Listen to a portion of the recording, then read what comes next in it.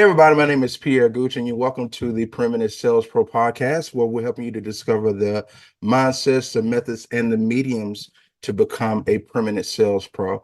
What does preeminence mean? Preeminence means simply to be on the top, to stand out, to be at the forefront of your customers' minds when they think about your product or service or your brand. And today I have with me the unbelievable, the incredible Dylan Starr, aka Mr. Starr Boy. What's up, What's man? going Happy on, to be Dylan, man? It's here. good to see you.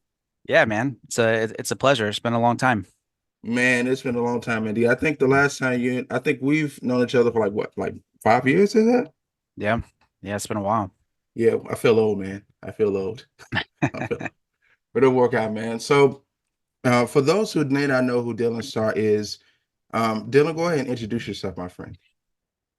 Yeah, my name's Dylan Starr. I've been in sales now for over 10 years.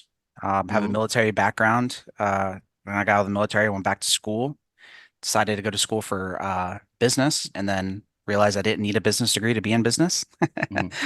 Like everyone else, wanted to figure out what kind of skills I would need to learn to be successful in business, and sales was the one that was coming up over and over again, especially from people like Robert Kiyosaki. All right, my first Mhm. kind of business book was Rich Dad Poor Dad. Book is Mhm. absolutely incredible. Kind of opened my eyes into business, and yeah, I'm self-taught. When I first started, I was basically doing cold calling for agencies and became pretty dang good at it and ended up being the top rep on the team and then got hired for influencers to close deals, doing outbound and inbound, and ended up being promoted to head of sales and Mhm. gained the skill of running teams. I've been doing that ever since and worked with teams like Laura Gachega, Jason Capital. You know, if you guys ever heard of him, really Captain big Capital, brand. right? Yeah, I mean, that was a beast of a business and team that we Man, put together, and been doing it ever since. And now I teach, train, and help B2B entrepreneurs scale their sales teams. So here we are. wow, wow, wow. Some of the rich history in it. You said you started off in the military, right? Yep, yep. 6 years in the Air Well, Force. in the Air Force. And never did you ever get a chance to fly any planes? No, I mean I got to be on a plane, but not flying any planes. Yeah, I wasn't a I pilot. was watching this video. I was watching this video of this guy. First of all, I'm afraid of heights, so like heights is not my thing. Mhm. I said next time I get on a plane, it has to be in first class. So I don't have to even think about even being on a plane. But I was watching this video, man, of like this guy. He ended up just like doing like a backwards drop out of a plane with a parachute.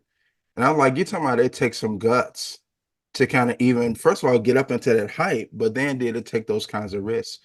Like, do you feel like that? I don't want to put it all on the military, but like, do you feel like that the military gave you some knowledge, some skills, and some background to kind of get into the sales? Because a lot of people, they don't have necessarily the risk tolerance to get into the field. So, like, what do you feel like were some of the takeaways from the military coming into the sales space? I mean, 100% leadership. As far as like being disciplined and staying consistent and being a good leader and transferring that into um, camaraderie for a team, running teams, it Hmm. definitely played a major part. Hmm. Having thick skin, just the ability to stay consistent. Hmm. Definitely played a major. I mean, you understand too for people that when you're in the military, I'll never forget. I had a script. I was fortunate enough to have a strict stepfather. I say Mm. fortunate now. At the time, I hated it. I bet. Uh, yeah, especially in high school. I mean, every year I had like a curfew from being Mm. a freshman to a sophomore. It would be an hour later, and he was super, Mm. super, super strict. And I didn't understand why until I actually went to boot camp in the military. Mm. And when you're there, you're literally with people from all over, right? And I'm Mm. from Florida, but I was raised in my youth in Louisiana, so the South. Mm. And Mm. Southern culture is way different than Very true. a lot of it anyone's, Very true. Very true. And We I are a remember rare being breed. yeah. So I remember being in boot camp and um, people in our unit, there were just some kids that would talk back. They just wouldn't Mm. shut up. They couldn't keep their mouth shut. They wouldn't listen. In the And military?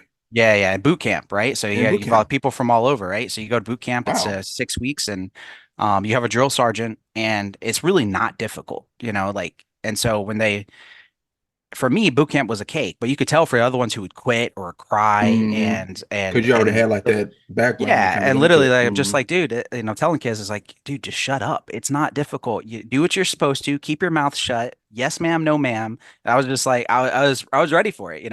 Simple stuff. Mm-hmm. And I remember talking to the drill sergeant afterwards in graduation, and I was telling him, I'm like, and actually, I shook my dad's hand afterwards when I graduated, and I told him, I'm like, Wow. I hated how strict you were, and I said, but thank you.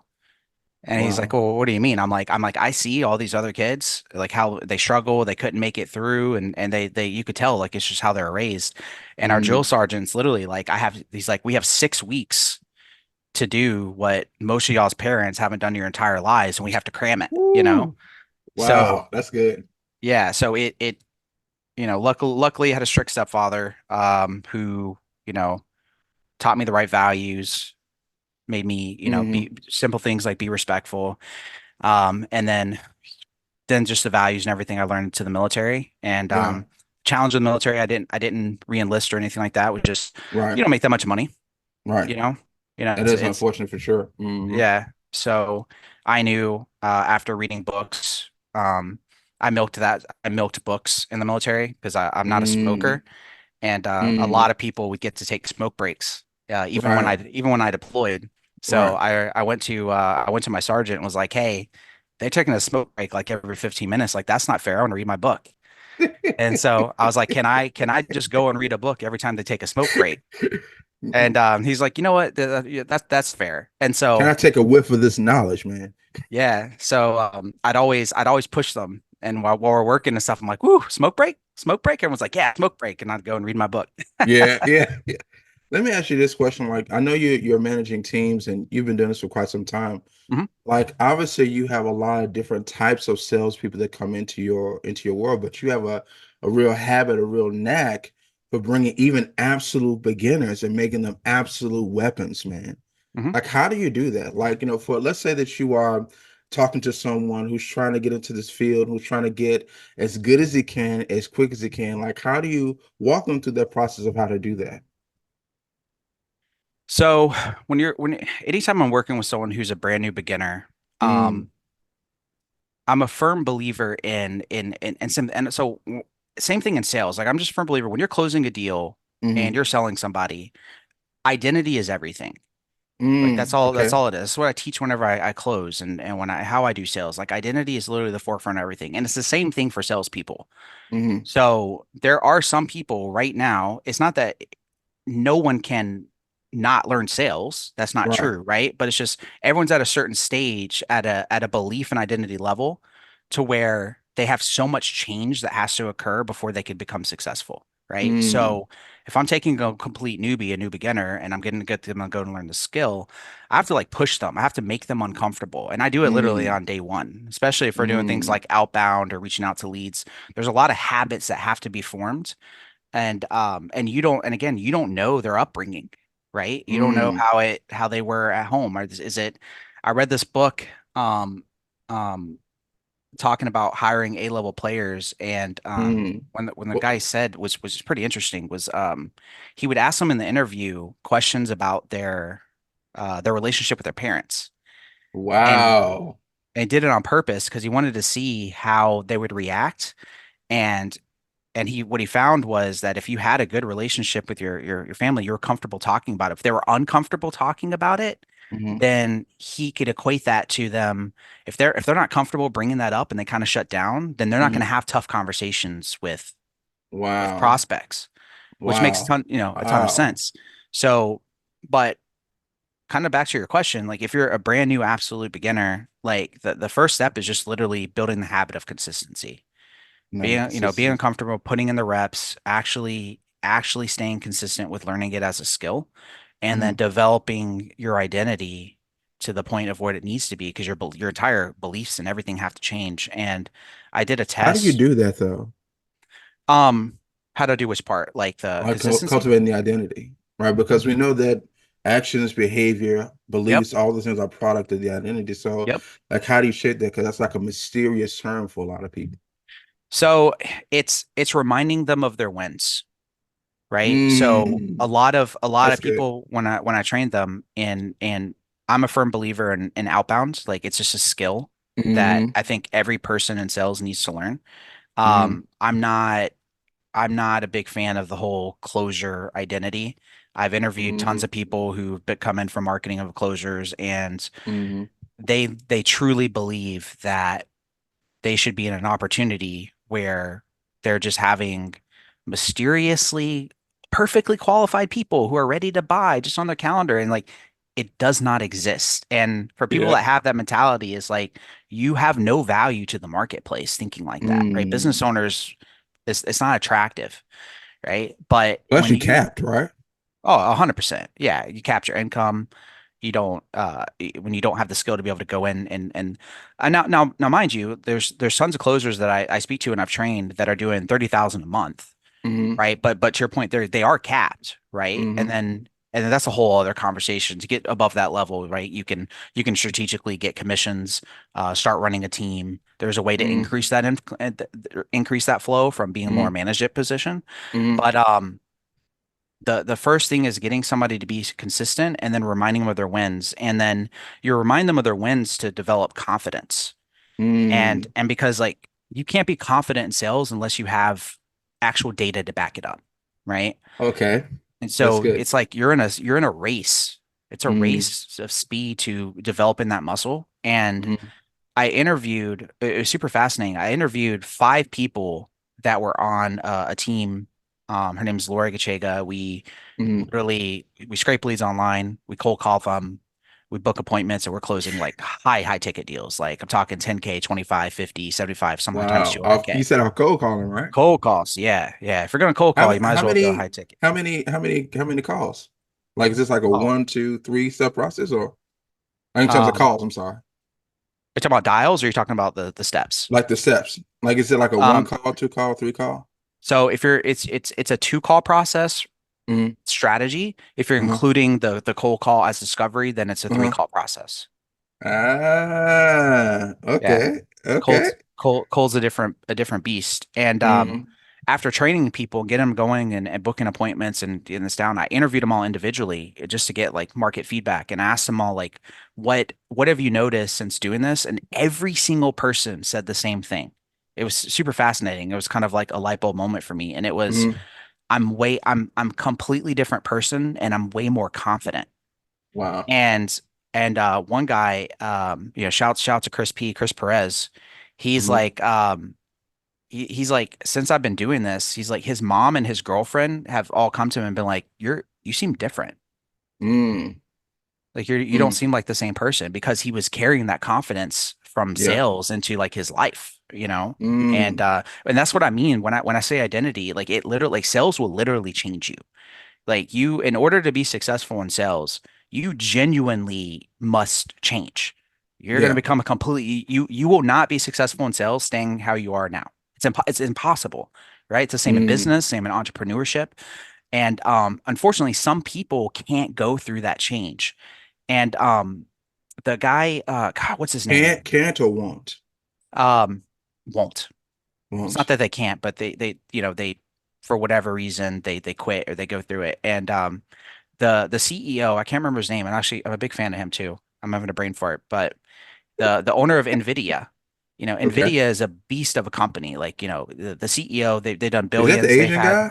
yes, yes. And so Yeah. he used to he actually was one of the first people to get in on AI and developing AI. And Mm-hmm. I saw an interview which is so fascinating because I agree with this 100%. And they asked him about hiring and failing and firing people. And he said I don't fire people. And I Mm. was like, what? And I don't have to because he's like, in order for people on your team to grow, he's like, you have to go. He's like, I put them through so much pain on purpose quickly to force them to change and force them to grow that they're either going to grow and adapt or they're going to quit. Jensen. And yes, Jensen, and I'm 100% a believer of that. It gets so true. So, um, you know, for me for sales, like if someone comes on and for a lot of people, I mean, you can attest to this. It's uncomfortable having your stuff broken down and hearing you talk, Yeah. Yeah. and being on the spotlight. And so when you're in a room or a Zoom and you have, 10 to 15 other people and you're put Hmm. on the spot and you're breaking your stuff down, that's uncomfortable. And Really is.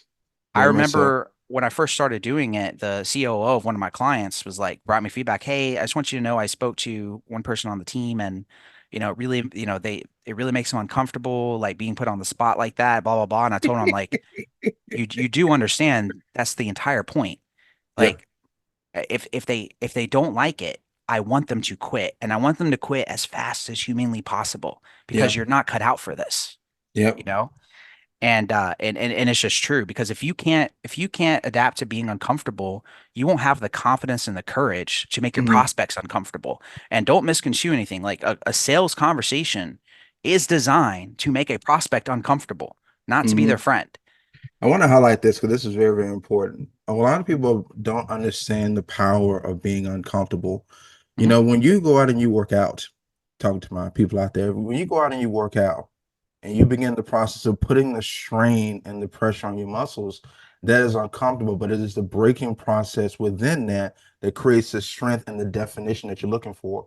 This is the same thing that happens with everything else, whether it be from dating, whether it be from generating more income, whether it be generating better health.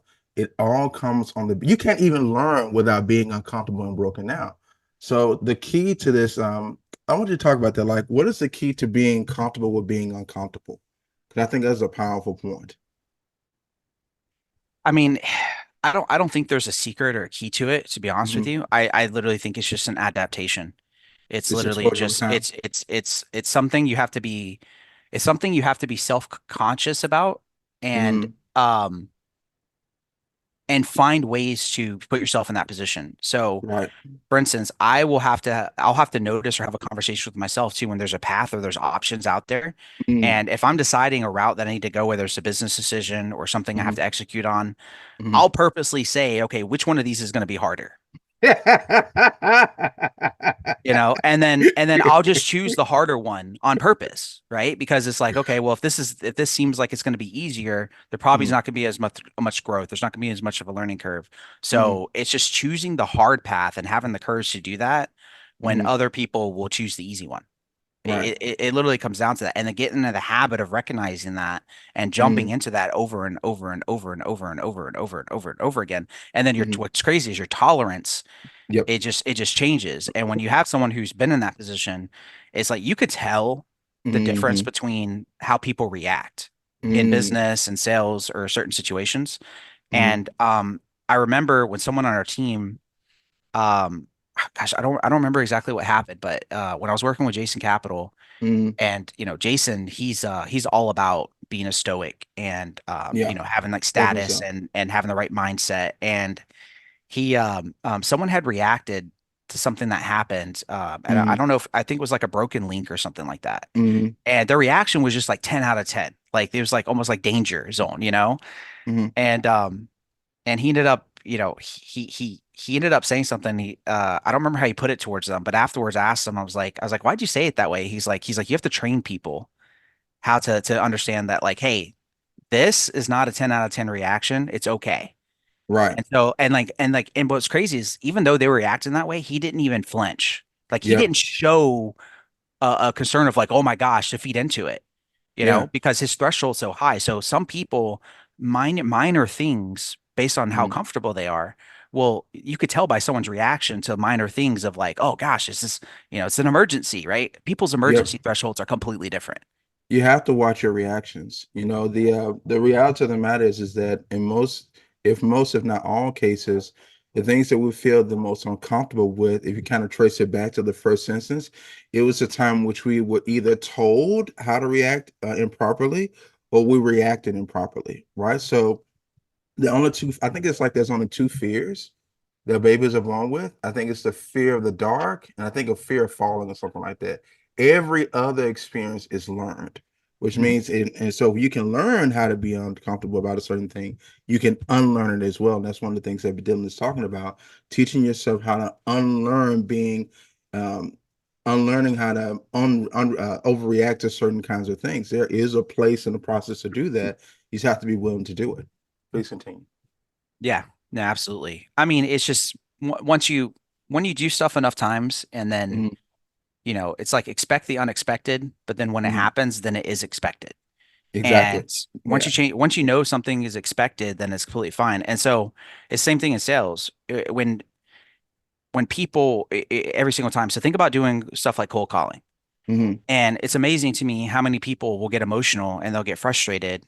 And I'll talk to them like, oh, well, what's wrong? Well, oh, there wasn't a lot of answers today. Mm. It's like that's expected. You know what I mean? Like Hmm. you call 100 people, of course, what you think all 100 people are just going to pick up the phone like They're randomly just at gonna the just time lay of the down. day? They're just gonna wake up out of, I'm so glad to talk to you Yeah. today. And I remember telling them, I'm like, guys, like I cold call and I still don't pick up the phone from random numbers that call me. Hmm. Right? If they don't Hmm. double or triple tap me or leave a voice message, like you're not getting my time of day. Like I see. it's just part of it, right? But when you change your mindset to it, know that like, hey, like this is expected. Like a lot of people, you're gonna have to call them repeatedly. You call them at different times a day. Eventually, they're gonna pick up the phone. When you kind of remove that, and it's not a negative, and it's just expected, it's good to go. And not, I mean, I don't know what your rule here is. I'll try not to get too vulgar, but something interesting. I remember we do a lot of volume, okay? Hmm. And then we had one day a rep on our team got sent back someone texted back a penis pic. So Oh like wow. so imagine this, right? Like you're a random stranger, Uh-huh. crazy to me, will literally j not even caring just because you're cold calling them, like send a dick pic. Like what? And she didn't know how to react. And then so I was like, all right, how can I turn this to a positive? And then Mm. so then I rewired the whole team because like it was a lot. We were doing a lot of volume. Right. And do y'all know like how many people in the industry have probably never had this happen? Because Mm. they're not doing as much volume as you. And then that became the standard. And so Mm. when reps on team would put so much in and then it would finally happen, Hmm. celebrate it. It'd be a thing of like, hell yeah. Like, and so now when people come to me, they say, well, hey, how much volume should we do? And I'm like, I don't know, how many dick pics have you gotten? Literally. And they're like, oh, well, never. I'm like, you're not doing enough volume. So that's the standard for the teams now. It's like until you can confidently say that you've done enough volume, you've had that happen to you, you haven't done anything. You haven't scratched the surface yet. Let me ask you this too. So, um, I know you talked about a bit earlier that you came out of the military, Hmm. got into sales, started with agencies, right? Hmm. If I remember correctly, um you started doing an agency at first, but then you found out that you were more attracted to the sales and selling aspect of that. So how did you negotiate? How did you make that transition? Because a lot of people may be afraid to reinvent themselves after they find something that may not be the right fit for them. So when I first got into agency, I didn't do an agency myself. Okay. I was very clear about looking for agencies and said that because there are courses about how to start an agency and all this back in the Right. day. Right. And I remember just going through it and I know myself, I'm not a tech guy. Like I hate tech. I don't want to do ads. I don't want to set any like I don't want to deal with clients. Now I Mhm. do because of Ascension. Like I Right. love having a relationship with clients, but back then Mhm. I didn't want to deal with it. I just wanted to sell. Okay. So I did a bunch of posts in a group for one of these programs, and I Mhm. was like, "Hey, if anybody here is willing to manage the clients, handle the work, you guys, Mhm. you already have something going, you already have a history. Like, I will just handle sales, and Mhm. that's it. That's all I want to do." And then, I mean, Mhm. a bunch of people were like, "Oh my gosh, is this guy for real?" And I was like, "Yes, Because a let me lot of them don't sell." want to do the selling work Correct. either. Yeah, exactly. And for everyone watching here, like there's tons of people that are like that. Like me, I enjoy sales. Mhm. Like that's what I'm good at. It's what I became literally one of the best in the industries doing. It's why I can negotiate deals with companies and get paid astronomical commissions and get stuff on the Right. back end because like I became good. Mhm. And and to business owners like that's very attractive. So started that with agencies where literally was just selling and selling. Now, when I first got going, I was actually a case study for Ty Lopez years ago on his Instagram. What? Yeah. He shot me on his Instagram stories, and this was when I was doing cold calls. Mm. So self-taught, I started cold calling on Craigslist and Yellow Pages, Mm. and I mean, it was a grind. So, in a month I did 25K in revenue, which Wow. which by the way sounds cool, but like you got to understand too, that was for the company. Mm. So I probably only made like 2,200 $2,300, But this right? is Of like that, after putting you all did those. like the lists and Craigslist and a whole lot of stuff, right? Yeah. So it was a Insane. lot of work. It was a grind and stuff, That's like going and insane. doing that. And then, so yes, for the revenue for the business was great, but for my cut of everything of going and do it, that month, like I said, I probably made like 2,300. And then that's when I started seeing stuff and years ago talking Mm. about influencers and people getting inbound, and I Mm. was already in sales, so Mm. it's like, wait, these I know people you. know them? I know you deal with. Speaking of like agencies, one of the things that I find is that a lot of people want to find a unique offer, right? Like they want to find like the holy grail, like, what is that, like the needle in the haystack of offers in the world. And there is a place for being selective like that.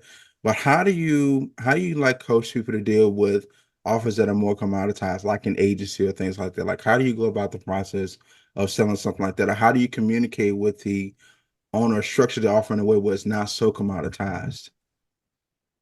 So the thing is, like now, if I ever work or partner with an agency, I'm super, super picky. Okay. Like super picky. Because it's not just about being commoditized, it's about, can they actually, are they in a period where they're figuring it out? Okay. Or are they actually like good enough to be able to go and deliver results? You know, Okay. so it's like you have to have a certain skill Hmm. that that you're good at. So like you can't, if you're going the broad game. This is where like a lot of agencies fail that I've ever worked with, and it's Hmm. because and they structure it as kind of what you said, a commodity, and what they do is they'll take on anything. They'll be like, oh, we'll do social media management, or we'll Facebook ads, or we'll help them with SEO and then Google and website, and it's just like Hmm. it's too much. Right. Like that's when you're like everything else. But when you have your own unique mechanism of like Hmm. that, you are like, hey, like all that other stuff is cool, but like this is what I'm the best at, and Mm. this is the process, and the process is the process, period. Hmm. Right. And I'll give you an example too. My good friend, Yes. I think Thank you met you. him before. You met Wally? Yeah. Yeah. So Megan, right? yeah, Wally Win. Yeah, yeah, Win. I mean, he's freaking killing it. Like a lot of people know this, but like for Jason, he was the one that was that figured out the whole process for doing DMs and messaging, Wow. and was leading the accounts for like Jay Shetty and all these people in the space. And Hmm. he is damn good at messaging. Like, I mean, like damn, like Yeah, there's Wally's levels. good. Like he's good. And so now he's in B2B and working with people in even like life insurance. And he's like crushing it for these B2B companies. And he's just so good that now that he just knows like he can literally go take on a client, and he's Hmm. even testing things. And I commend him for this. He's testing Mm. things now with AI. Well, here's what's Mm. cool. Everyone else, like when it comes to like DMs and AI, everyone Mm. launched to the market too soon. So when you Wow. hear names out there, and you read reviews, like a lot of people are like, yeah, try that, it was great, but it didn't really work because it's not quite there yet. No one really, everyone just went to market too quickly. Yep. He hasn't done or launched anything with AI, even though like he's been testing it now for a couple years, because like he Wow. knows it's not, he's trying to get it down to where the product's just like immaculate, right? He's a Mm. very patient guy. But even manually, the dude's a beast. And so like he Mm. has structured deals on the back end where like he'll get like cuts of like insurance and Mm. back end deals with a lot of his clients he does. And he's super picky, but he has a skill. Like Mm. he's really good at what it is. He could build an email list with doing DMs, and he can sell by chat, or he could book appointments for certain He has a niches. diverse skill set, Correct. But he robust skill set. stays within his lane of like certain industries he won't touch because I he's see. tested it. It's not as fast. He stays in the lane of the industries he knows that he wants to work with, and he will not go outside of the broad. And he's not cheap. Like there's no realm of reality where somebody can ever go to him in his offer and been like, and he gets cut of commissions, like commodity. Mm. Now, someone could try to copy him. They could say, Mm. "Oh, hey, I'm gonna do this get commissions," and guess what? They're in for a rude awakening. They're not gonna make any money because they don't have the skill, right? So you talked about that with like dealing with like offers and things like that that may Hmm. be sold multiple different kinds of ways. You want to find one that has like a specialization. Is that what you're saying? Yep, Like a 100%. specialization in niche? Yeah. Um, when you, I know that in your, because I want to talk about like becoming a preeminent pro. Like obviously you got into a point now where you're not just selling, you're managing teams. Like you're able to go end to end with an entire process. But if I'm not mistaken, in one of the group videos you did, you actually gave a breakdown of like it's like a closer, salesperson, then like a rainmaker, or something like that. And you talked about the different levels of ascension for a salesperson. Hmm. Do you call what I'm talking about? Yeah. Hmm. Can you talk us through that? Yeah, of course. So you, if you want, okay, so let's start with the beginner. Yes. And for somebody that wants to come in and you want to learn, you want to make money with this skill. Yes. Okay. There's different skills that go along with sales, right? Hmm. It's called skill stacking. And Okay. so if you're a brand new beginner, what I wouldn't even go into it with the mindset yet of making money because Mm. your skill level, you're at zero. When you first started, right? You're at zero. You have no Hmm. skill. You haven't done anything, right? Hmm. So what a lot of people do and they get and I get it. This was done by marketing. It's no fault to anyone. It's like it's how Hmm. it was marketed when the closing rave became like a thing, right? I want to be a closer and high ticket and inbound and leads and stuff. Well, Todd's actually got into it now, oh, has offering he that. really? Yeah. Interesting. Um, so think about think about that level of skill set, the value you have to a company, right? Now, Hmm. so you can have a business Hmm. and I've worked with some of the biggest names like in the space. I know a lot of them personally. I know Hmm. like right now whose process is working, who's not. A lot of people, I'm not going to say any names, had a Hmm. process working that killing it that are really Hmm. big in the space and now they're not, Hmm. right? It's just, there's like a dip, right? Because there was so Hmm. much refinement that had to happen. Well, if you're lucky enough to find somebody who has it figured out, and there's not that Hmm. many out there, and by figured out, I mean they have a refined marketing process, they're Hmm. getting actually consistent leads they're going through and qualified. They have marketing like figured out. So Um, refined marketing process, correct. Then if you're a lead generation. then being a quote unquote closer makes sense because they have that like the business has that stage figured out, right? So that's when, but people put it on a pedestal, but reality, you're here. Like closer, that means your ability and your value to the company is that you can only produce revenue when something comes onto your calendar and close the deal. That's Hmm. it. That's your limitation. Okay. Hmm. And now, so for somebody that's kind of like starting out that doesn't even have the skill to get there, Hmm. right? They have to develop the skill. So in you can't go into the space in this industry and think, okay, well, I'm gonna be a brand new beginner. I'm gonna learn sales. I'm gonna get even if you're getting into closing and Hmm. be like, well, I expect to make money within my first like 90 days. Like you may Hmm. make Okay. some, you may close a deal, you make something, Hmm. but it's not going to be enough. You're not replacing your income. Right. Like Right. it's just not happening. You're starting at zero. You don't have the muscles built yet. So if a person is just starting out really Hmm. quickly, you said the first thing they shouldn't be looking at is they shouldn't be thinking about making money from because first of all, you're generating a skill, you're trying to Correct. build the muscles and the repetition to make it work. So what are the core things that they should be looking for in an offer again Um, so as a beginner? if you're trying to get if you want to be a closer, right, Hmm. you need to make sure and vet that they have a proven offer that has been going consistently. Now, um, how to kind of gauge this is you could do it in the interview. A lot of times, if you're interviewing with businesses, they'll tell you like what expected on target earnings are, but Hmm. literally just ask them and even ask to speak with people on the team and see like how much are people on the team made in the past 30 to 60 days. Okay. Now, what a lot of people will do is they'll stutter, they'll stumble and be like, oh, well, they hit this one man. Be like, okay, whoa, okay, cool. But like in the last 30 to 60 days, how much was the payout? I don't care about their biggest month they've ever had, right? Like, is Hmm. this actually an opportunity where they have consistency or are they in the stage where they're still figuring it out? Because Hmm. in a newsflash, a majority of the businesses and people getting online marketing or coaches and consultants or influencers are figuring it out, right? Yes. So it's like a needle in a haystack. There's a lot of them Yep. there. But I'll get to later in the ladder of why that becomes a bigger opportunity for people. Okay. Okay. So in the beginning, when you have no skills, you want them to have marketing refined. You know, they need to have people on their team for tech. like VAs, Mm. assistants. Okay, You can't just go that's and good. close and be with an individual that doesn't have a team or fulfillment or anything, right? So you're trying to find a business that's already established and that's already successful making money, right? Have you found a like a time frame, like 1, 2, 3, 5 years in business? Have you Um, seen like a trend in that? Not necessarily. I mean, Okay. depending on if it's a business owner that already has experience and with another company and is getting going, I mean, they Mm, can get something up and going within the first 12 months, I see. right? So it's not necessarily. So we're looking at two things in that regard. Hmm. We're looking at yes, the business itself, but we're also looking at the track record of the business owner too. Yeah, and so like, I'll give you an example. So when I worked with Jason Capital, we we started from zero. So this was a brand new. Mm, Up to this point, he's only sold courses, right. like 997s, 200s, stuff like that, right? Mm, And when I met him, we were connected through a mutual friend, mm, and he told me he's like, yeah, I want to create this his first ever like actual like high ticket having a call, and he wants to sell it for like 4,000. And I mm, remember telling him in an interview, I was like, I laughed and I was like, dude, I was like, I know this is beta. I'm like, but I'm not selling. You're Jason Capital. I'm not selling this for 4,000. He's like, oh, mm, what are you thinking? I'm like 10K minimum.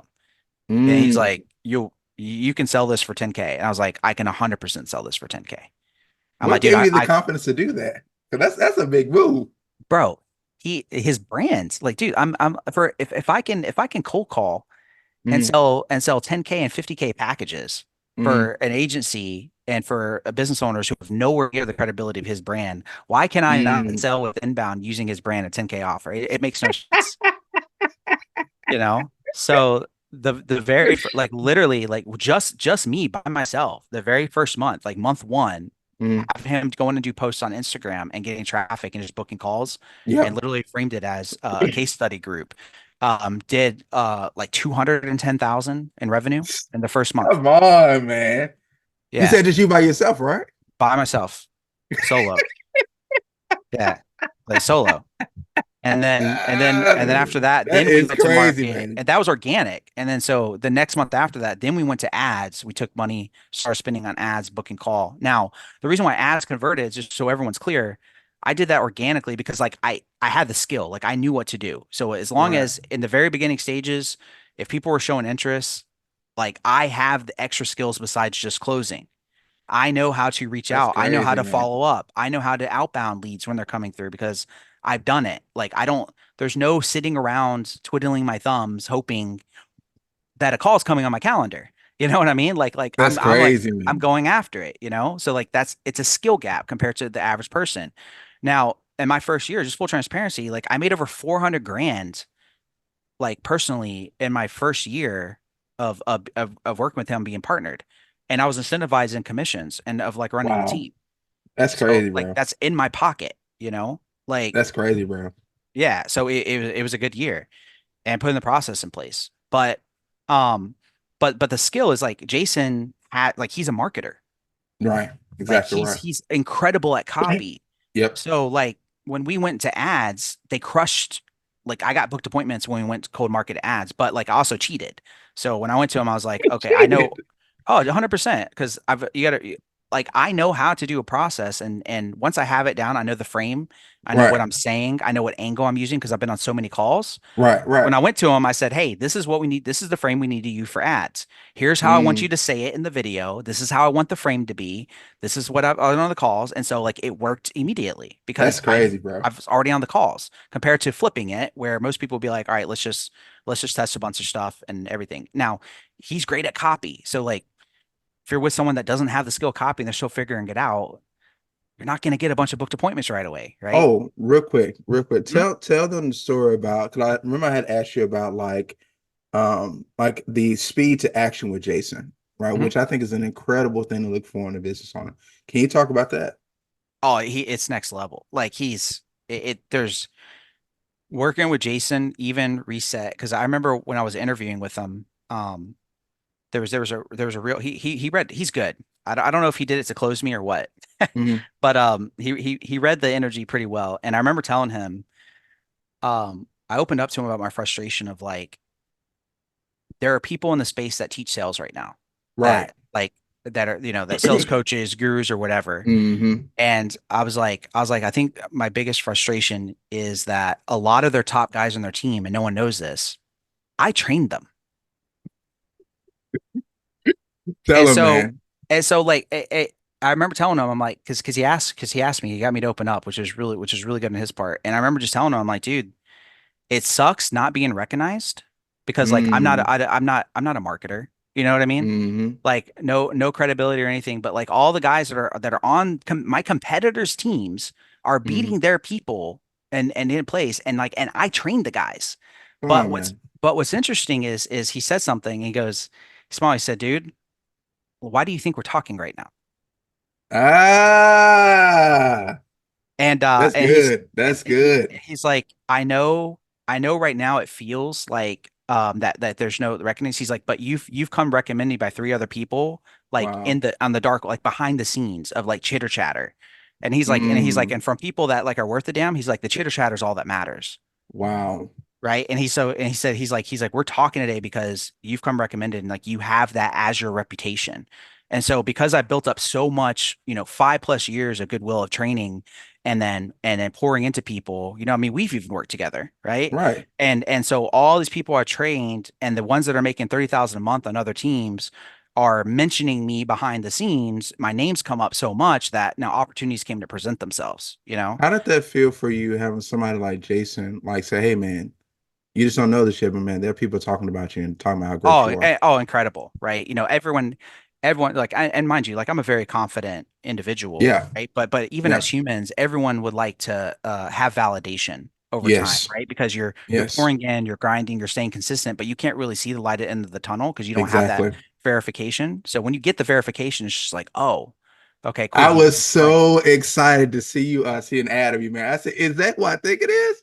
I said, "It can't be." I was so excited because then I Yeah. know how much time and effort you have spent behind the scenes working with people, like people coming into your DMs. You're creating groups of people, creating Hmm. opportunities for people. I've seen the testimonies of like people who were brand new in the space, like coming in and rocking like cold call, cold outreach, when most salespeople like shy away from the thing. So it was so good. I was so excited. I think I may have been like the first. I think I was the first person to comment on the ad. I'm like, yeah, that's great. Right. So please Yeah. continue. Please No, continue. I appreciate that, man. But yeah, so the first one is just getting the ability to close deals, right? Close Now, deals. Hmm. if you want to increase your income, like that's so the closer is like here. This is like Hmm. the starting point, okay? Where the Hmm. real opportunity comes into is think about the levels of business, okay? If Hmm. you have a company that's level, let's say 5, Hmm. they have a big team, they have a COO, they have the CEO, they have marketing in place, they have all this stuff. They have a Hmm. lot of things figured out. They probably have a Hmm. proven offer. Hmm. What kind of growth opportunity do you think you would really have in that company, right? Like you can Hmm. move up the ladder, you can be with them long term, but this is Hmm. where you're going to get like 8% to 10% commissions, maybe if they have bonuses 12.5, right? Hmm. Cool. Well, when you have a skill, when you skill stack and you have the ability to do what I do, like I call that closer, but Hmm. like I think everyone should strive to become a sales professional. Sales Okay. professionals make the most money in the industry. Like, dude, you think the sales pros for Amazon and Salesforce that are making multiple seven figures a year, like, and people that call themselves a closer, like they're laughing at you. Like you guys don't know real money. Like these BDRs for these multi-billion-dollar companies, that's where the real BDR. money's at. Yeah. Yeah, What you does have that mean? SDRs and BDRs, business development reps. Okay. They go out and they go out and they chase business. Mm. Like there's no you don't see Amazon and Salesforce, these billion-dollar companies being like, "Oh, hey, let me get you a qualified lead, just book it on your calendar." It's like, heck no, dude. Go hunt, prove your worth and make the big bucks, right? Hmm. So I when you remember get to one the of the books you point, had recommended. I remember one of the books you had recommended back in the day was I think it's called Predictable Revenue, with the guy who did who built I don't know if it was I think it was Salesforce, right? It's a black book. I had to find it. But what the book talked about was the first book I'd ever read that you recommended that talked about like cold calling 2.0. hmm, Or somehow it was a book you had recommended that actually talked about how to look at a sales process from end to end and how to build that process. It was one of my favorite recommendations you gave me. I'm like, man, this is crazy. Well, I'm definitely missing out. yeah. Yeah. Yes. So that's social opportunity. So like me now, I teach people and I work with people who, if they have the skill, like let's say they're closing, they're already making 10, Hmm. 15K a month, Hmm. right? It's like, okay, cool. Well, now it's time to kind of go to the next level where Hmm. like if you're capped, now that person can go to another business owner that like maybe they have a brand. Like, Hmm. do you have any idea how many influencers and business owners or just creators are sitting on a gold mine right now of Hmm. followers, raving fans. They spent all the time building up YouTube, building up this following and credibility, but they don't have a business. They don't have a high Hmm. ticket offer. Like they're selling like t-shirts and Patreons. And there's just It's now crazy, man. and if you have the skill that I have, you can Hmm. literally go to them and be like, "Hey, like I will help you. We will monetize your audience. I will help you create an offer that we can Wow. sell high ticket without even guessing off of what the marketplace wants." And Hmm. then guess what? Guess what I get to do? I could be 50-50 partners with them because they don't have all That's the other crazy, stuff. They don't bro. they're a level 1 to level 2 business. So oftentimes when you see a lot of closers complain about opportunities, it's funny. It's like, oh, their offer's not proven. I'm like, that's Hmm. your opportunity. That, of course, they have a proven offer. Like, go to them and say, hey, I will help you refine this. Let's figure it I out will make together. this magic happen for Yeah. you, my And friend. let's be 60-40 partners. Let's be 70-30. Like that's where the real money is. And the thing is, it's just because they don't know how to do it. It's extra, it's Yes. above just closing. So It's I a complete can, skill gap. yeah, I can squeeze their audience. I can get booked calls. I can follow up. I can outbound them. I know how to set up a CRM. I know how to put them into the CRM. I know how to do all these things to where like I don't have to be relying on anyone else. And I can go and Yes. partner with that person. But like now I'm at the point where like I know how to train people. So now that Yep. I know how to build teams and train, I can get the right people, train them on the process, put them in, and then diversify my income. So if I'm a 50-50 partner, I can be like, hey, I'll give you 10 to 15%. And I'll tell the business owner, like, hey, like I'm going to build the wholesale side and the team, and I'm Hmm. only you stay at your commissions. I'm not going to touch it. It's And coming one from of the my things I cut. like, and one of the things I like about Dylan, with you guys, is the fact that he understands the power of abundance, right? Mhm. There are so many companies and offers out there, so many people out there that have these are hidden gems in the thing, but you have to cultivate the mindset, number one, the willingness to be uncomfortable, the willingness to take massive action, but also the willingness to be in the trenches, developing your skills so that you can step up to the plate to take advantage of these opportunities. And there's so many out there. Oh yeah, Absolutely. I mean there's so many. And it's just too many people. They just give up and they quit. And then Hmm. and now to be fair, like I get it. Again, if you're just at a level 1 skill set, which is again Right. just closing, which is Right. guys, it's a level 1. I know it sounds cool being closer, but it's a level 1 skill set. That's the limitation of your value to a company. Yeah, But you're at when the you end of the can game. Hmm. Yeah, but when you can market, help them generate leads, because like, that's sexy to business owners. And when they're like, oh Hmm. man, when you can go out and hunt on your own and bring business, they will happily go and pay you. Now, the downsides, okay, the Hmm. downside to this model is you're going to be capped. You have to make sure that whatever business you partner with, there's two Hmm. types of businesses, okay, and the ones you Okay. want to avoid. I learned this from Kevin Hutto. He passed away Ah, during yeah. COVID. In introvert selling system, I think. Yeah, so Kevin Hutto, may he rest in peace, unfortunately passed Hmm. away during COVID. I mean, the Mm. dude's incredible, great marketer. He's worked with some of the biggest. He actually worked with Alex Hormozy back in the gym launch days too. Oh, wow. Yeah, and Yeah, Kevin and Hood I was a legend behind the scenes for sure. and I remember him talking about this, and it's so true. And he's like, a lot of entrepreneurs and businesses, you have to work out is hybrids. And what a hybrid Hmm. is there's people who want to scale and there's people who want lifestyle. Okay. Okay. And if you're a business that wants to be lifestyle, your limitations on a lifestyle business is about 250 to 300K a month. Mm. Like now, the red zone is the middle. These are hybrids. Hybrids are dangerous. These are the people who are like, they act and they know they want to be a lifestyle, but they say they want to scale. Mm. There's no such thing. You cannot Mm. you cannot be a hybrid and be a lifestyle business where you get to travel. Like, so if you're working with influencer, you have to set the groundwork ahead of time and see what their goals are. This is someone scale. Now, if they say they want to Mm. scale, that means that business owner is committing to having a big team, working long hours, being Mm. okay with not having flexibility and travel. Like they want to go above 300K a month. At least for a period Now, of time, right? period. I mean, no, like I mean, yeah, sure. Like, I mean, a long period of time because the only way they can replace themselves is to like hire a CEO that's on Mhm. payroll to run it, right? Right. Now, so I recommend that if you're going to go and partner with somebody, um, just focus on the lifestyle ones. Mm. Focus on the lifestyle ones. Understand that this is your opportunity. And think about it this way. Like if you find a good business owner or someone with a big brand and you're 50-50 partners, that means you can make 100 to 150K a month. Like that's it. Sick, Cool. bro. You're chilling and then you build a team and then give some of your commissions where like, yeah, it'll go down and then they're Mm. happy. But if you're going to go above that, now you have to restructure your commissions to where like you're giving away more, they're giving away more because you have to be able to have, you're going to need COO, you're going to need operations to be able to handle Mm. scale. Mm. Um, but like above 300K is that's where you need a team, you need outside help, you need a good operator, you need a Layla Hermosi. Like it makes all the world of a Mm. difference. Later. Mm. Let me ask you a question. Like, do you have like I know you've been around a while and you Mhm. talk to a lot of different types of salespeople. So I'm sure you've seen people at various different levels of the scale. People who are closers versus being at the premium sales pro level.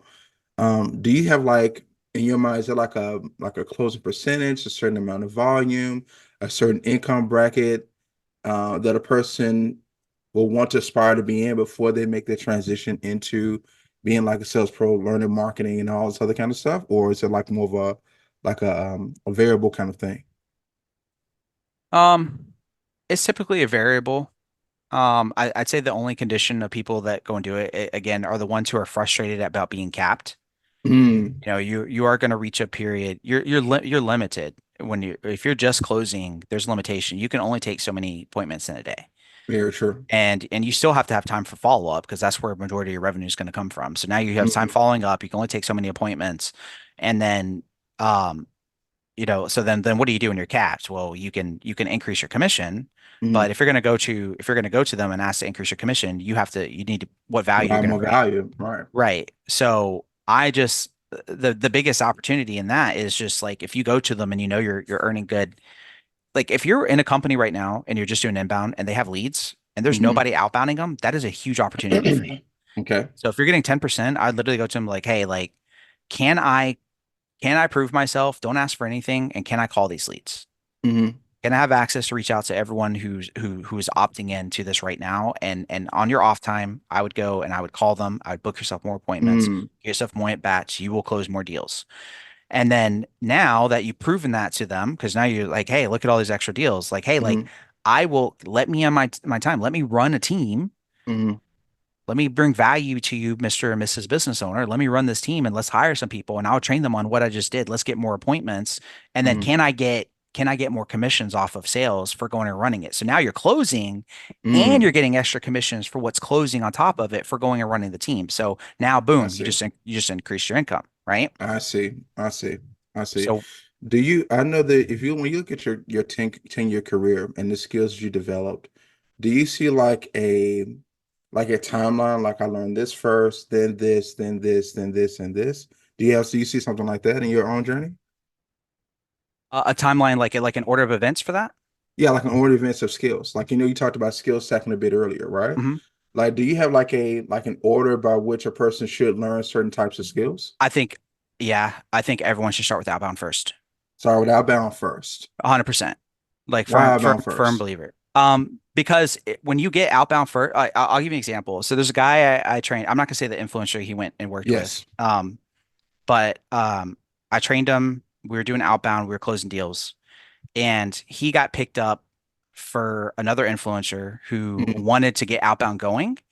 And Uh-huh. so he was running and training some people himself because he had worked with me. He knew what the process was. So they went and did the Mhm. same process. They're getting book calls. Here's what's fascinating. The Mhm. two inbound closers on the team. Now, mind you, these guys, they're making 20, 25K a month. Right, right. And he wanted me to go and look at the process. So he sent me over the funnel step and everything. And I was reviewing their calls. They really weren't that skilled of a closer inbound. And the process, they were just so fortunate, which by the way, this is great. When you have a process that the process is doing the work, that's ideal, right? Mhm. You don't really have to rely on the skill of the individual. That's what you want. But Mhm. like even the agenda was like set of the video by the influencer before they even hopped on the call. So I was like, Mhm. oh man. So like they're they're being babied. I told him that. Mm-hmm. And once calls came in from outbound, they couldn't close it.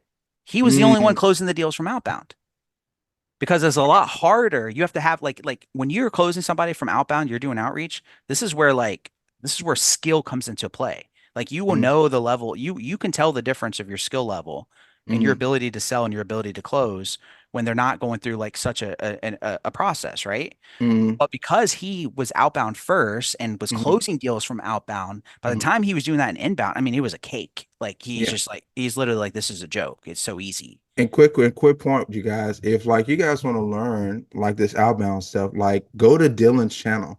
Like he put like his entire process It's all there. inside his YouTube channel, and he did it It's for all free. free, Yep. right? So there's no excuses to why you can't do this. Yep. Right? Please It's all continue. there. And then and why I say outbound first too is because now once you're able to go and you're going to outbound, whether and I'm not saying it has to be cold. Like you don't have to like cold call like people that you scrape online like we Right. do. Right. You could do warm, and warm being people who opted in, they know who your influencer, your business owner is, Right. right? That's why I call that a warm call because Right. they at least know who you are. It's a different Yeah. beast than cold. Yeah. Um, but like now, when you have that skill, you have such an advantage when you're in a closing position because you're never like waiting around. So Mm-hmm. like me, when I'm doing, if I'm taking inbounds and sales, like I don't, when people talk about like people that are showing up or confirming, like I do all my own confirmations. Mm-hmm. Like if they're on my calendar in the morning, I call them myself. I do my own DCs, like regardless, like I don't care. Like I'm calling, hey, are we still good today? Mm-hmm. And I'm on top of a follow up. And so when you have the skill of outbound, you're more likely to follow up more than the average person because Yes. it's just ingrained to you, right? Yes. So there's a lot of other people that miss out on so many opportunities, they don't hit their follow ups enough. But once you have outbound in, you're going to be a beast at follow up on top of just doing inbound, which is your that's your competitive advantage. Yes. Yes. Now, when you're looking for these companies to do outbound for, do you Mhm. look for the same things that you would in an inbound company? You're just pitching outbound? Um, so you want to find a company that is running ads, ideally. One that's running Okay. ads. Okay. Correct. So if you have somebody that's already running ads and you're looking for an opportunity, and let's say they're not collecting phone numbers, whether they are, maybe they are, maybe they aren't. You Mm-hmm. can simply just say like, hey, let's to get feedback faster. So like, because this is what I do. Like I'm doing this in my ads right now.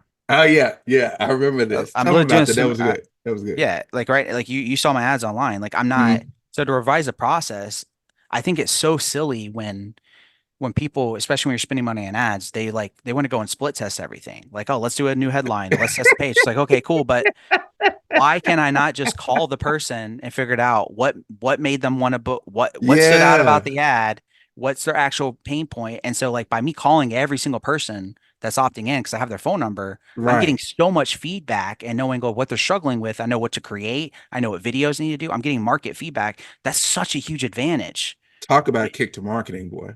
Yeah. So And it's that decreases ad spend too, doing it that way. yeah, because you're improving it over time. Exactly So right. I would say if you're looking for opportunity to go and even if you don't, just be honest with them and then just say like, hey, like it's the easiest way to get your foot in the door. If people are Mm-hmm. handling them for inbound and you just say, hey, listen, let me prove myself. Are you collecting phone numbers? No. Will you? Change your opt-in page, add phone number. Let me call every single lead. Let me earn my spot in your company. You're Mm. gonna get the job. That's good, man. That's Like, good. That's a massive tip. because Massive, nobody's massive. saying it to them. And that's what we did. You remember back when we had Team Live Rich and you're on, Mm-hmm. we had as high as 60 reps Yep. and all the top names and literally the ClickFunnels community were clamoring to us, Yep. want us to go and do it I because we're remember the that. only ones calling leads where no one else would do it. And it's just a gold mine. And it's Absolutely. and as you know, it's really not hard. Like No. it's just a conversation. You just The don't only thing that be really changes salesy. between inbound and outbound is what happens like the what first 1, 2 minutes, maybe? First few seconds of the call. Yeah, first seconds Literally. of the call. So outbound first, and then what happens next? Yeah, once you get outbound down, and you're able to actually go and book calls, Mm-hmm. then it's kind of like figuring out what's going to be a good enough frame. So in Mm-hmm. sales, like I'm from the frame is everything. How you frame your calls is going to dictate how successful you are, and it's going to mitigate skill. Um, And so You and I I'm, talked about this one time before yeah, about framing, how important that is. that's all I do for these like every company I go through. When I partner with a B2B company, the first thing I always do and I look at is I go, okay, show me everything. Let me see your calls. And I'm like, I know a frame that's going to work way better than this. And I change the Explain what frame. frame is. Explain what a frame is. So frame, a good book you guys gotta read, that I recommend to everyone is called Pitch Anything by Orrin Frame. Yeah, yeah, yeah. So That's true. absolute incredible read. That's what got me into being a savage at cold calling and dealing with resistance is I Hmm. literally read that book first and it talks about the fight or flight response that people's Right, bring. And I right. was like, oh, because I'm saying this is triggering. Like think about it this way. If you call somebody and you say, hey, how you doing today? What's the Hmm. first thing somebody's thinking whenever they hear that? Who is this?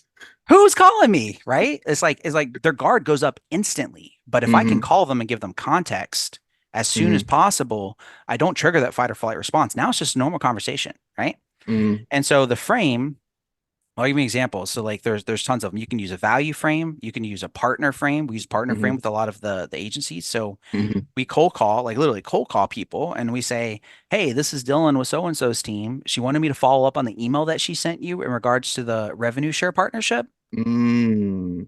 And then instantly, now they're in confusion. They're not in fight or flight. They're just like revenue share What are you partnership. people talking about? What are you Yeah. talking about? Oh, so I'm sorry. Do I have the wrong person? Your name is Pierre at gmail.com, right? Right. Be like, yeah, that's my email. Oh, you know what? Maybe you just didn't get the email. Can I just give you context what the email said?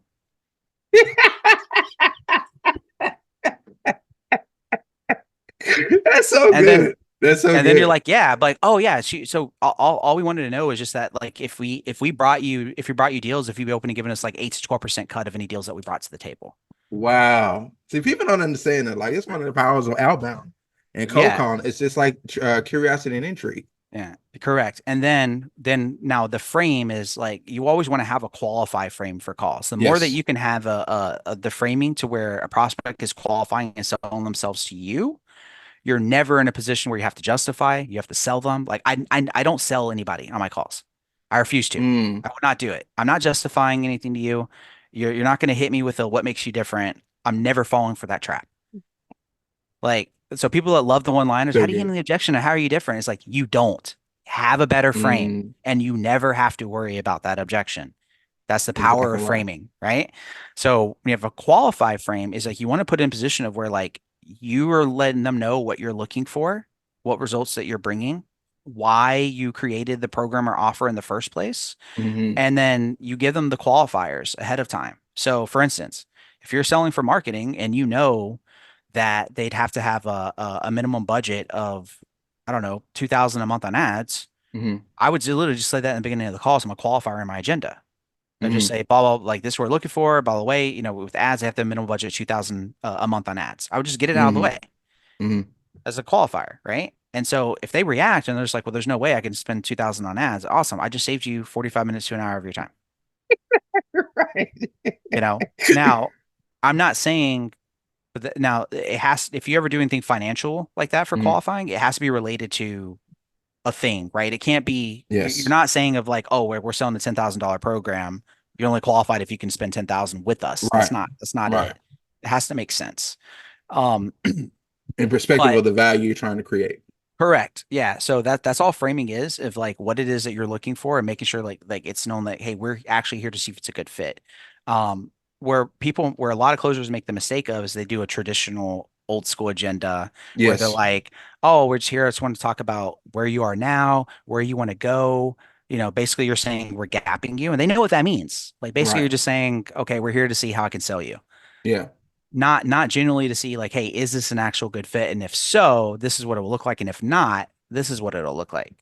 So Yeah. So if you're going to do, so here's another thing. So if you're doing an agenda, guys, it's an agenda. You're not going far enough in your agenda or your pre-talk or whatever you want to call it. If you're not in turn setting a frame, a lens by which the call will be viewed. Every conversation, every experience has a lens, has a particular kind of interpretation to be viewed through. And when you become good at, when first of all, you start getting the reps in by doing outbound, getting the volume up, then you start begin to pick up really, really easily, not to mention with resources, how to structure the lens, the view by which the context will be viewed in. That's what he's talking Exactly. about. And that's all a frame is. So if you look at the box around us right now, right? It's like Yes. think about, and so here's what's cool about framing. Hmm. When you master framing, you can literally you can control the lens. Yes. And so all framing is just it's the identity and the beliefs of a prospect. And Here we go. so what do I mean by that? Think about when you watch videos online, okay? Hmm. And you see a live stream. And let's use Hmm. cops as an example, right? Someone gets Hmm. pulled over, and then you have the guy who's like, "Oh, like recording the cop," right? And then Hmm. there's always two sides. There's someone's to be like, "Oh, that cop was an a-hole. He was, overthrowing his power." And there's others gonna be like, "Well, the cop was actually being genuine. He was just doing his job. The person is just being difficult for the sake of being difficult and like shoving the phone in his face, right?" So you have those Yeah. sides. Now, what's interesting is why is it that we can all watch the exact same video, but in the comment sections, it's completely polar opposites? The Mm. reason is because the beliefs of the person watching the video is going to dictate how they receive the information. Right. That's the Right. frame. Now, Right. why I said identity is so important in a sales call, and that's all I ever teach and I focus on. I don't Hmm. focus like one-liners and certain words for objection handling. All that stuff's cool, but like it's like Yes. when you can control frame, that's the 80%. Hmm. Tonality, all this other stuff. They're like, oh, get good at objections, do tonality. Yes, that's important, but you're talking the 20%. That's like Yes. those are the little jumps over time. The macro Hmm. jumps, frame control. When you can Yeah. control their beliefs and their identity, you can literally control the lens at which they want you to review the information and how they perceive it and receive it. That's where all the power comes into by controlling the frame. Can you give us a quick, you made mention about like the 80/20, right? Hmm. Which for those of you who do not know what he's talking about, it's something called the Pareto principle, which means that 80% of your results will come from 20% of your efforts or actions that you take. 20% of your results will come from 80% of the actions and things you take. There's a book called the 80/20 rule or something like Yep. that. But give us a breakdown. 'Cause I know these people are gonna be running to go, look at your channel now, right? Because like all the stuff you're giving out, but like, could you give us like what are the big pieces that people need to learn in order to get really, really good at sales? Like you mentioned, framing was one of them. Setting an agenda was another one. What was another thing that you mentioned? You would say like building the gap was another one. Yeah, so the big things are number one, the agenda is the most important. So agendas Hmm. always comes first. And Hmm. I see posts online on Facebook and some people ask about it like, oh, do you think you should set an agenda? And a lot of people are like, no, I never set an agenda and I still close. Like that's cool. It's because you don't know what an agenda is actually meant for. When Hmm. you know the purpose of the agenda is to control the frame, it's like it's crucial. Like I never, ever, ever, I will never have a call and not set an agenda. I don't care Never if it's a ever. follow up. I don't care if it's a for somebody requesting a refund.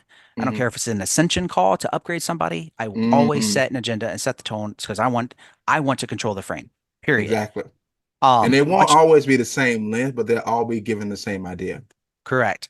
And then just a battle. Now, like the skill comes into like some people will try to like stack their own frame on you or try to like Hmm. break the frame or challenge the frame where there's Hmm. like an art to like get the control back before you move forward and you must do that. But Hmm. so that's first one. So first one is getting the frame down, the agenda and that one, okay? Then So it's frame an controlling the agenda. frame. Yep. So agenda first and then actually controlling the frame. Hmm. Hmm. Controlling the frame is super important. And then really those are the big things. It's like if you can set the agenda and you can actually control the frame Hmm. and then to actually close the deal, that's where it comes to discovery and evidence. Okay. So once you have the framing down, you do the agenda and you can control frame. I like to tell people you don't want to make an offer to somebody on a call unless you're ready for court. And what I mean by that is, you ever seen the show Suits? Yes. Great, Yeah. right? So like Love that show. and what does Harvey Specter do every single time? Like he will not take a case unless he is 100% confident he can win, Absolutely. Yeah. right? So when he reviews it and stuff and he knows it's up against, he'll be like, "No, I don't do those cases. Like you have so much company." Now, of course, he gets sometimes there's blackmail involved and he's forced Yeah. to, and Yeah. He he has got to got go to through. do some dark Yeah, arts yeah, with yeah, him yeah. over there. Right. But think about your sales conversation, right? If you don't have overwhelming evidence from your discovery on your call, Mhm. why like when you if I'm on a call and I say, okay, I'm about to make an offer to this person, the first thing I ask myself is, do I have enough evidence to build certainty that I know without a shadow of a doubt that this they're going to get results? Am I ready Mm, for court? Do I have enough info from discovery? And most people are terrible at discovery. mm, They rush through it and then they're onto their presentation and they make offers to everyone. Why? Why are you going into court without evidence? exactly. Which goes back to your point about there's more to qualification than just asking about money. Correct. Exactly. Getting the stuff. So like once you have enough evidence to make them feel certain and back it up, and what I mean by evidence is when a person brings up uncertainty at the end and after you've already pitched Mm, them and your response is so detailed from the evidence that they should feel stupid for even bringing it up in the first place. When you can yeah, get that level of evidence and confidence and certainty from the call, you're golden. Like you just flood them with certainty. So it's such an easy sale. But if you're not good at asking a good question discovery, and if you don't get the information, you just don't pitch. Now, even more, if like they feel like they're unqualified, why are you making an offer to somebody who's unqualified? exactly. Don't make an Exactly. offer to every single person. Like for everybody here, not every single person is a good fit for your offer. Because it's more than just about being able to get them into the program. Because I know you talked about this on your YouTube channel. Hmm. It's more than just about getting them into the program. It's making sure that not only they have a good experience, but they're able to get the actual results, right? Your companies are built on social proof, right? So if the people that are being brought in are not getting good results, you want to try to take a good look at your fulfillment, yes, but you also want to look at your front end, like what questions are they actually asking them to get them actually in the door? Are they just talking about money, or are they actually making a bit of a mirror match to make sure these are the right kinds of people coming in the door? Yep. So I have a client, her name's Kara. Shout out to Mhm. Kara Reniger. She's awesome. Shout And out to Kara Vinegar. she's killing it right now. And like so we're selling she has a done for you offer for her agency, which is like it's like 10K a month. Hmm. And I told her like we need to qualify hard on these. We need to be very, very picky because it's a lot of work and you don't want to just do done Hmm. for you for anybody, right? Very And true. so like mind you, we're cold calling people. We're pulling Mm, their information online. We're cold calling them. We're qualifying them on the phone. We're getting them on a call with her.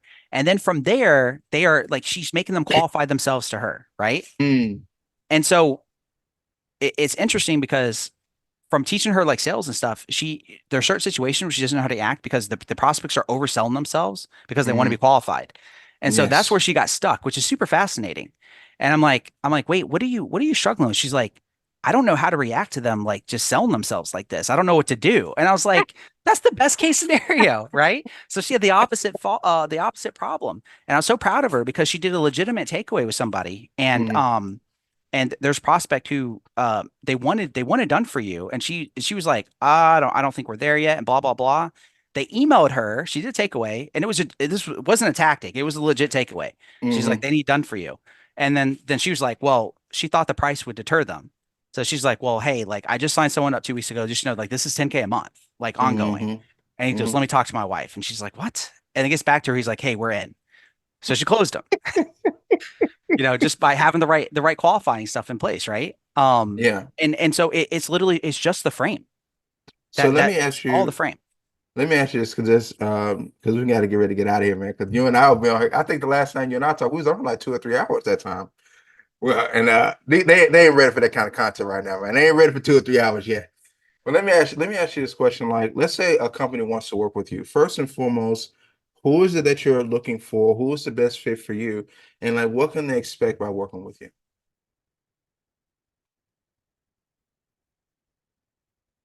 You're on mute, bro.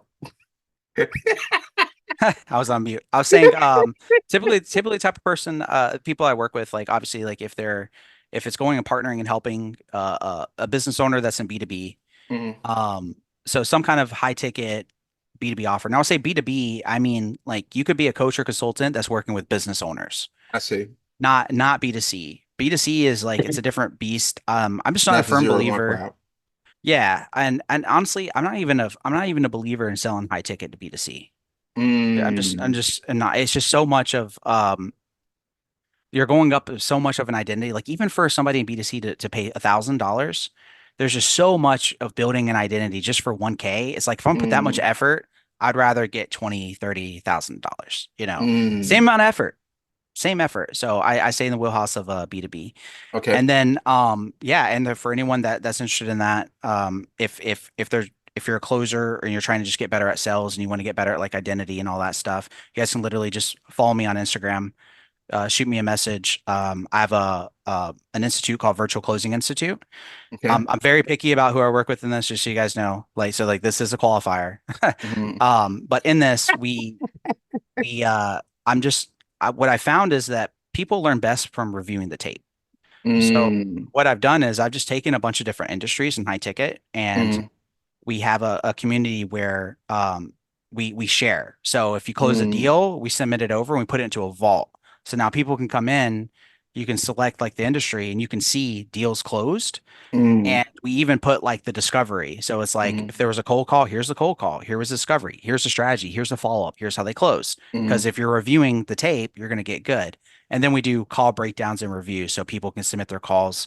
We break them out. I help them like create their frame and all that stuff. So that's kind of like my B2C side is working with people in the high ticket space that are Yes. actually already getting calls. I can't help them if they're not. And then Mm-hmm. on the B2B side, if they have a team, they're already getting lead flow. I can help them with like the framing, the scripting, putting all that stuff in place, and then the hiring Mm-hmm. process on the back end.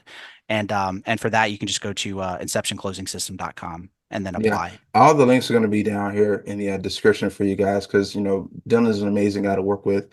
Um, First and foremost, I really want to I want to dig back into like the different levels and Mhm. the skill stack. But what we'll do is we'll do it on our next interview because there will be a next time, right? But man, do you have any closing thoughts, ideas, anything else you want to share? Yeah, no, I mean, just like I said, if you're watching this and you're brand new, okay, just just make it about the skills, Yes. right? Don't get tied to the outcome. Don't get, I promise you, if you can just master closing, you can master outbound, you can master whatever value you can bring to a business, the money will come. But Mm-hmm. if you frame it as like, I'm here now on day one and I only want to make money, you're going to get so discouraged. And it's not about that. I promise you, with the skill, the money will come. And if you can make that the priority, you're going to crush the competition every time. Man, thank you so much for coming, Dylan, man. You are an amazing human being, man. I can't wait to talk to you again. All right. My pleasure, man. Thanks for having me. I appreciate it. All right, bro.